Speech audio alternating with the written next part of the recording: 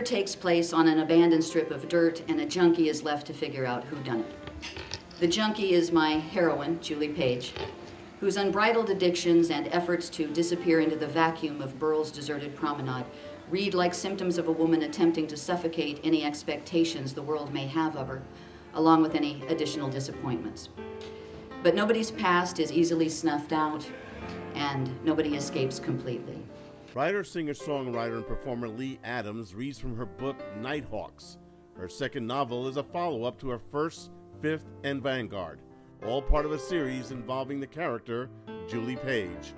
It's a series about the artistic process. They're masked, if you will, as murder mysteries. They are murder mysteries, but each one kind of focuses on a different angle of the creative personality. In the first book, it was really devoted to how far an artist will go to get their edge back, their muse back. You know, would you steal something? Would you kill somebody? And this book focuses on what happens to an artist once they've had some success, once they've gotten some money and some prestige, because a lot of times they'll end up throwing that away because they're really not prepared for that success. So it sort of focuses on that. And I won't tell you what the third one focuses on, but it's all kind of about the creative process. Writing a series is no walk on the page. There are challenges. No, it gets a little bit tricky because you want to marry elements of the last book in with it. The texture of a series becomes kind of, or to get the texture right is kind of difficult. Because you do have to bring a lot of things over, and you have to keep re-explaining, because you want the books to stand alone, so they have to stand alone. But so you have to keep reintroducing these characters that have been introduced over and over again.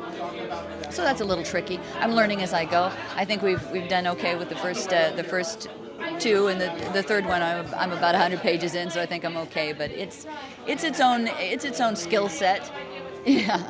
When the last of the construction crews left and the gas and lights were turned on, I stood in awe of the masterpiece. Nighthawks is more than a diner. It's a monument, a street angel's Valhalla, a shimmering slice of American enterprise excavated from Burl's sleepy collective consciousness. Building-length fluorescent bands of cherry-red electricity light up the darkened stroll like a beckoning roadside attraction, a vibrant something insulated by a desolate stretch of nothing to either side. I slipped into a turquoise tuck-and-roll booth in the corner with a notepad and owl-embossed ballpoint pen, with every intention of working on an outline for my novel. The popularity of my first book, nonfiction, is what allowed me to build the place, and I'm currently under contract to write another smash. Right then, my literary obligations were pressing against me like a whore on a sailor, and I just wanted out. The corner booth had become my unofficial office by then, 8 days after we'd opened for business, 9 days after the murder. I was curious, when do you know the story and the writing is done? Yeah, that's elusive, but all I can say is you know it when it happens.